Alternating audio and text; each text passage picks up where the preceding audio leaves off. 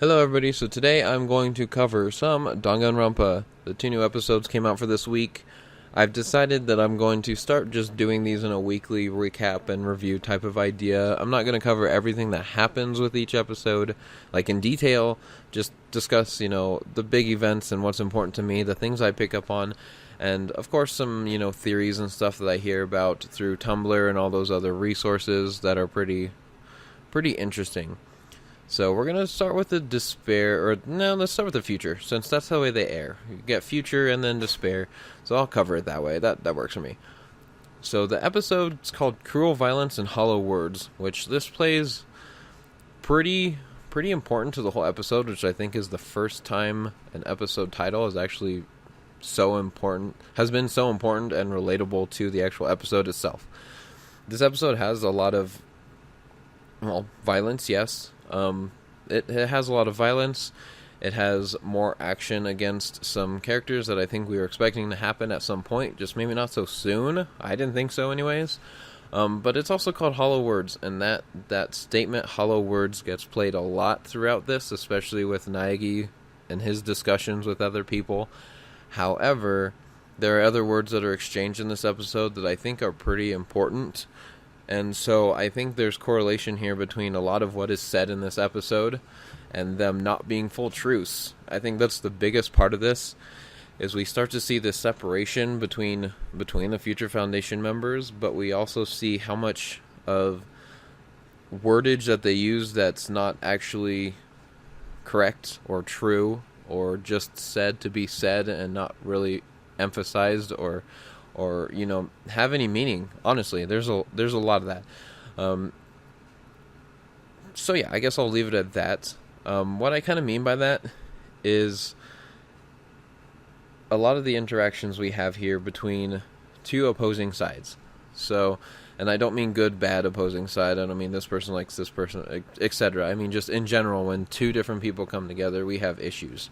I'll cover what I mean about that here in a moment, but I'm going to kind of recap some of the things we learned about some of the characters, because there's some interesting notes here that we pick up on a lot of people within this episode.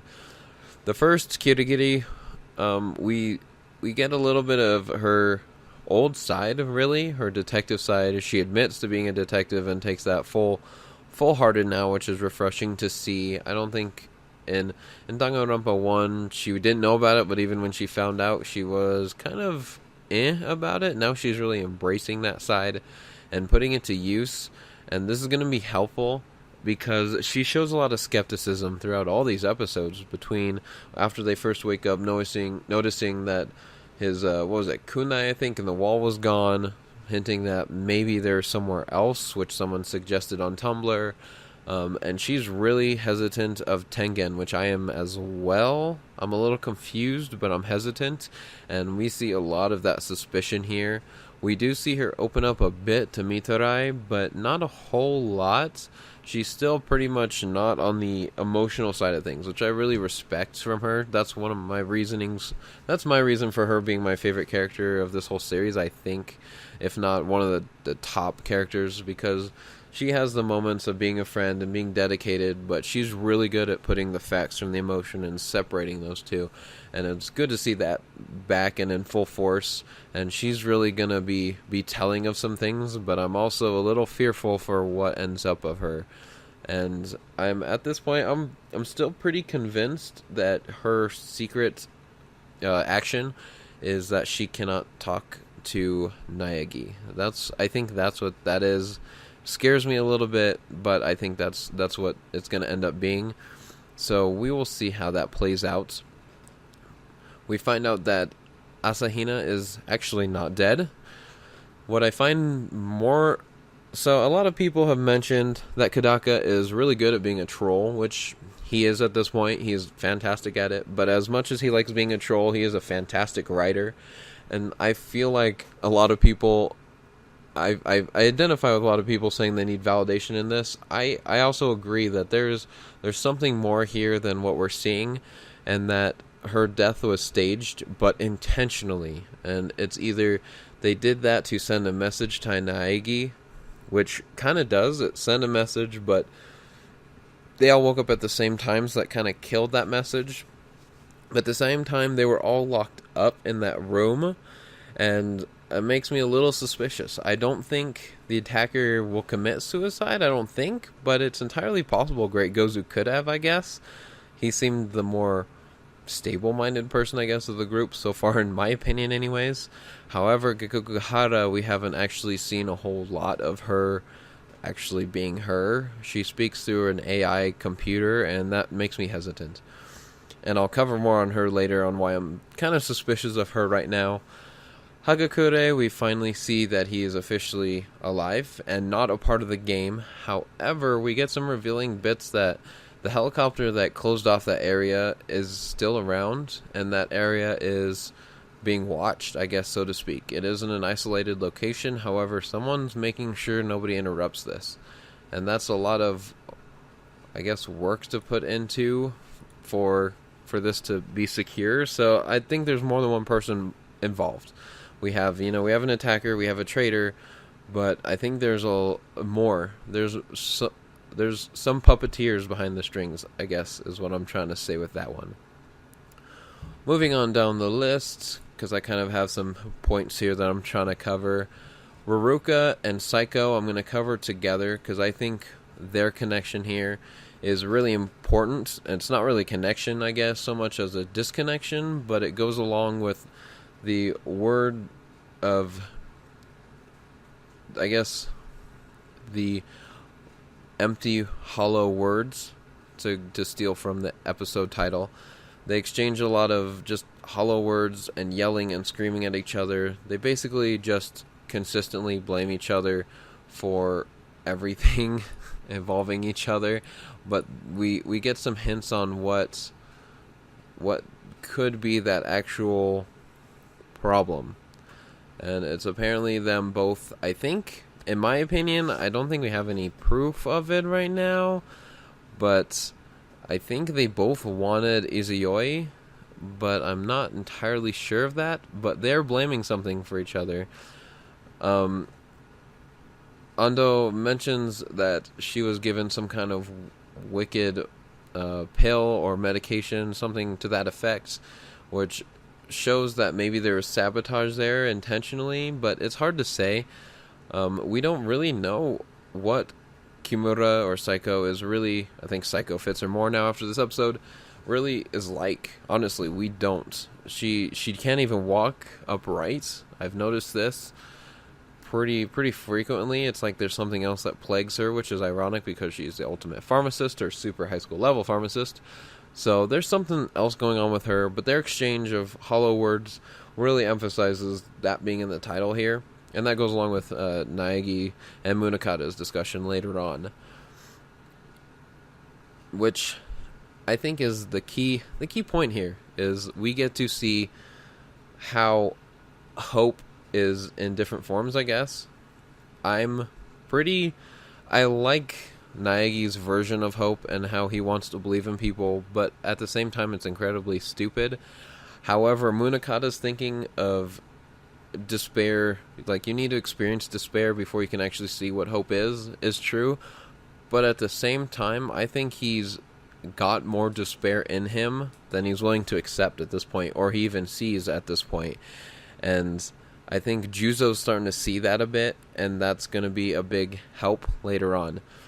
His version of hope, in my opinion, is so just identical to like Komaeda and in Danganronpa 2, or the despair side, whichever one you want to consider. His level of hope and the amount of hope that he wants to see is so driven by despair that it's really identical, but I think it's going to be the downfall. I really think so. Like, Naegi and him both have versions of hope that will bring about their own fall. And so we get a real big taste of what Munakata, his kind of ambitions are and what's going on. And what's interesting is that we get to see what drives him more than anything. We see in the despair side that they're actually investigating Hope's Peak Academy for what's going on. But now we get to see that he kind of is on the same playing field of wanting to just have hope, a world full of hope. And that Hope's Peak Academy isn't actually doing that, but I still feel like there's a possible other motive we don't know about yet behind his actions. Moving on to Mitorai, he reveals himself in a way that's very vulnerable, and I think we all kind of knew that was coming. He's pretty quiet. He's always been compared to someone who embraces hope, but what I find interesting is that his level of hope is so desperate, I guess is the way to put it. I think he was more of like a Naegi at the beginning of the high school killing game, as opposed to someone who's actually been through a lot and, is just pushing forward like Munakata. But I don't really know what Mitorai is going to provide in this series so far. He seems honestly pretty feeble and desperate and broken. He doesn't seem like someone who can stand up, but that could be a surprise later on too. We also don't know his secret action, and Kirigiri also goes to kind of show him that while we all need to band together, you're not going to trust me enough to show me your secret action, and that goes to show why everybody's so separate. And she kind of hits that point home, and he doesn't take it well, I don't think. We don't see any effects of it, but you can kind of tell from his facial expression that he's not digging it too much. He's just really not. Great Gozu is confirmed gone. Unfortunately, I would have really liked to see more of him, but it was an accepting time for him to go in terms of Naegi's timeline. This is kind of whoever the attacker is, they're kind of trying to make a point to Naegi at this point. His plot is too thick right now for him to go so soon, and so of course Great Gozu went. However, I'm still a little suspicious of it because he was stabbed with a knife through the heart, which is the same exact setup that Asahina had, even though it was staged. It's the same thing, a knife to the chest, heart area. And he also has a knife-like cut through his eye. And if everybody was asleep, there wouldn't have been a conflict. And so why that's there is kind of curious to me, and I'm a little concerned about his death. I'm not quite sure it's quite a murder, if I may be honest. I feel like there's something else, or possible suicide or staging with it, that will be important later on. Gekugahara is really suspicious under my book right now for a couple reasons, but one that was mentioned in a Weeby News' video that she posted, that she got off of someone in Tumblr, that really hit home with me and kind of confirmed some of my suspicions in a bit, is that she doesn't move and she doesn't like being touched. And in this episode, we show that they all reveal their secret actions to each other and confirm that they have hope and trust and a friendship with each other. However, Gekugahara does not actually show her bracelet, unlike the other two who do. And this is kind of suspicious to me for someone who already speaks through an artificial persona, that I don't think that's a real secret action. I'm kind of on the side of the other people who are saying her secret action is that she can't be touched. That goes along very well with her personality, and it goes along very well with how she's been acting. And that kind of also confirms my suspicion that all of these secret actions were not random. They were not pulled out of a hat. They are targeted towards these individual people for a reason. And that would very much kind of confirm that idea, along with Asahina's that she can't be punched or kicked, with how much of a fighting spirit she has and a go-getting spirit. That's really hard for her not to do. It's so far on the ones that we know, it just kind of really goes along with it, especially if Kirigiri's is that she can't talk to Naegi, obviously planned. So I think these were set up on purpose, and the more we start to see these, the more they're going to be, revealed as important. Bandai's, even down to he seemed like a very uplifting, happy person who didn't like conflict. What was his secret action? To not witness conflict, essentially, or violence towards each other. So I think these secret actions are going to be bigger keys than we probably thought. They seemed at first to maybe just be rules or kind of something else to enhance the killing game, since they took out the trials aspect, but really I think they're going to be more important and something we need to pay more attention to as we go forward. Sakakura, not too much here in the future side anyways that we see. However, I do want to cover that he is in the despair side, which was very nice to see, and he was head of security at Hope's Peak Academy during the time that the Twilight Syndrome murder, I get that mixed up all the time. The Twilight murders happened, and I think that's really, really important to note, is that he was in charge of that, and he witnessed it all, along with Yukizome, and possibly others. So, we do already know there are others there, but it's kind of nice to get the confirmation that he was actually there too.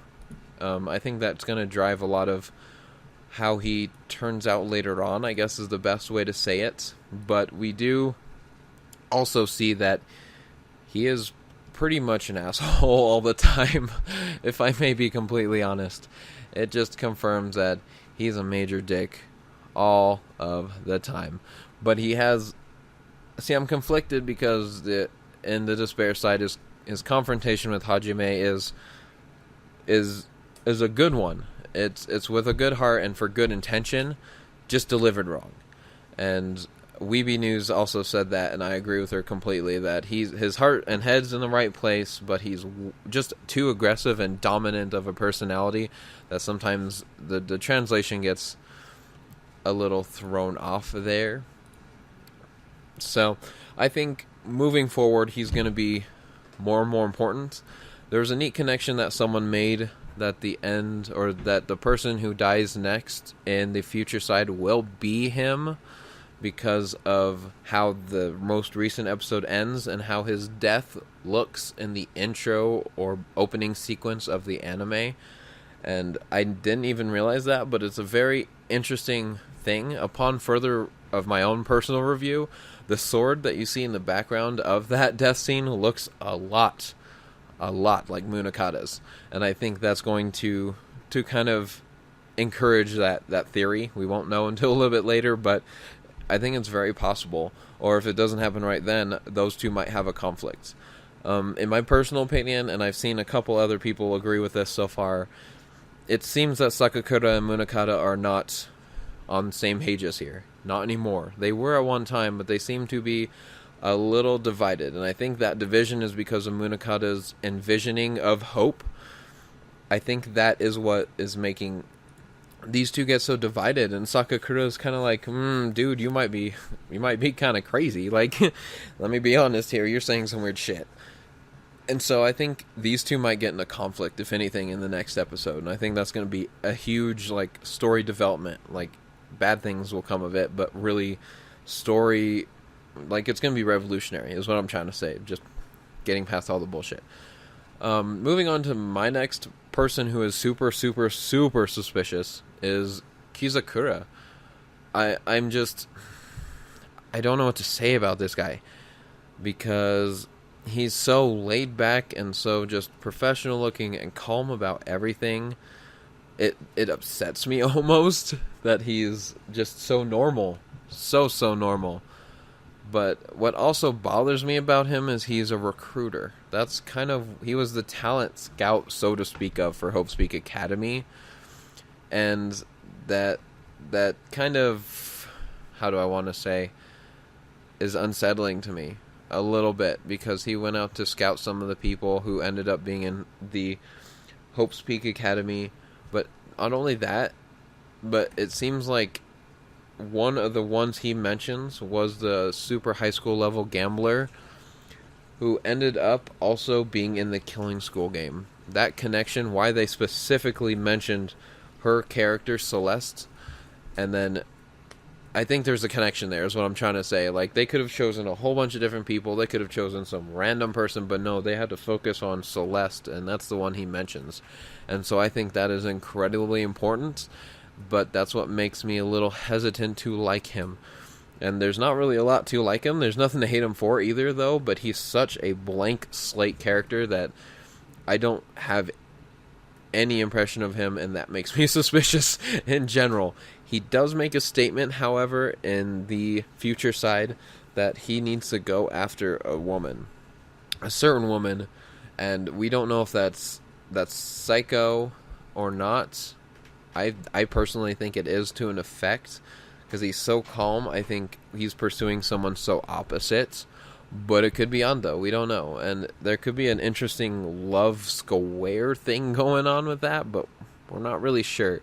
Moving on to Psycho, I'm not really going to cover much more of her, besides the fact that she's a fucking batshit crazy monster now, and I honestly think one of those three is going to die next episode too. I really think we're going to get 2 deaths this next episode. I don't want it to happen, but I'm pretty sure it's going to, and I think she might be it. I really do, because they've focused so heavily on this love connection between the two, but I also have a feeling that if they were to cut out one of those, that would introduce some despair into the other half of that party, and that could encourage it. Especially, we've seen Ando so incredibly happy and just wanting to satisfy him so much that if she ends up getting a touch of despair, that might actually be interesting. But if that does happen, that means Psycho and Ando are going to go at it. Like, literally at it. However, Ando does not have a form of self-defense that we've seen. So, it's hard to say. I do also find an interesting connection between the despair side, that cooking was used to use some of the super high school level pharmacist stuff. That was that, what was it, pheromone enhancing love potion that was created to make them all go crazy, that Teru created, and what was it, Saionji infused into the cooking to make them all go crazy. But I wonder if there's going to be a connection between that and Ando and Psycho, because Ando is the ultimate level, or high school level, confectionist, so I think it'd be interesting if there's actually some of her stuff in those confections, or sweets, whatever you want to call them, I guess. Izayoi, nothing, we still don't know much about him. We really don't. The interesting thing here I want to mention is that he does not reveal his secret action to Ando, and neither does she. So I think there is still hesitation between the two, or something they're both pretending doesn't exist when it really does. So that might end up being something as we go on further with this, if one of them makes it out. I don't really think, I honestly have a feeling that either Psycho's going to die, or Psycho's going to take out one of them. And I think that's going to happen real fast. Finally, we have Tengen, which a lot of people are suspicious of. I'm honestly not sure what to think of with Tengen, just because he's just him again. It's kind of like Kizakura. He's just there. We don't really know much besides he's trying to run things but doing it badly. Munakata's more got the belt on here, leading people, than he does. He just kind of seems like he tries to organize people, and then it's just like, whatever, and I'll inspire you all one by one, but I can't really work in groups, so that's not how I roll. But he does have a lot of kind of shade and suspicion thrown at him by Kirigiri, and I really am more keen to trust her than him. So that's kind of where I stand with him at this point, but we still don't know a whole lot about him or his motives, besides the fact that he knows a lot about everybody. I think that's the biggest thing here, is that he knows a lot about people. He knew Hajime, Hinata, he knows a lot about Naegi and his personality, and I think that's going to encourage his suspicion, I guess. So, moving on to the despair side. Again, this episode had a lot of information in it, but I'm just going to touch on some interesting points here before I go on rambling for hours. The first thing is that we actually get to see Hajime Hinata enter into the Izuru Kamakura project, officially see that. We do also kind of see, which I find interesting, there's some interesting memes going around that made me laugh about this, that Juzo started it. Juzo, that conversation that they have with, that results in some physical violence, is what actually starts Hajime into getting into the Izuru Kamakura project. However, I think, I don't think she's the only one. Or, I'm sorry, I don't think he's the only reason that Hajime entered into that. Just kind of a helping hand. There were a lot of people that he talked to throughout this episode that influenced the decision, and I think Chiaki being a real person and not an AI, and actually being one of the students that doesn't turn to despair for some reason, is what kind of lends himself to that. I think a lot of people are saying he's doing it for her. I'm not quite sure we can say that for sure. However, I am almost convinced that she's going to die before she falls into despair at this point. I think that's the reason she doesn't fall to despair, is because she dies, and that her connection to Hajime and the reason they built that strong foundation so far between the two really encourages that feeling. And that, I think it's hard to say why Izuru Kamakura turns into this person that thrives on despair, but I think Chiaki's death might be attributed or encourage that or make it full force. Other than that, we really don't get too much of a taste of any of the other characters in this, which I thought was interesting. The other episode was so focused on every single character, building their personalities, what they were like before despair, which is great, but really focused on showcasing them. This one really focused on the Twilight murder, and while we didn't actually get to see any of it happen, we got to kind of see just the backstory of it, the strong plot points of it, and so that was kind of cool to see. Would have liked to see the murders, but it sounds sadistic to say that, as Weeby New said, but it would have been nice. However, that's all said and done. We do get to see a couple things that are pretty interesting to me. One is that Mahiru is pretty... how do I want to say this? Mahiru is really I feel like they were having a relationship in this episode. That's what I feel like was starting to happen, but Mahiru was more distant towards it. And I apologize, I can't remember her name now, but the other lady she was involved with seemed like desperately attached to Mahiru. And I think seeing this difference in their personalities, like Mahiru was treating her like a friend, wherever in the reverse side, it was almost like, I love you forever, don't ever leave me sort of idea. I think that was important to see, but at the same time, we do get to see a glimpse of Mahiru crying in class and really just breaking down enough to where all the other classmates are outside, and I think that's what sparks her plunge into despair a little bit. We get to see, along with those deaths, that Peko takes his sister's death, Fuyuhiko's sister's death, really personal, so much so that she starts to bleed from it. And I think that's important too, and that might encourage Peko and Fuyuhiko to both start hitting into those points of despair, I guess is just the most blunt way to say it. Of course, I think all the characters overall are going to get really sad by this, but I think the biggest thing that we're going to see here in this next episode, we're going to see more of Juzo. I feel like that's going to be really important. I think we are going to get a good amount more of Yukizome, but I think her plot in this is about to hit its stopping point.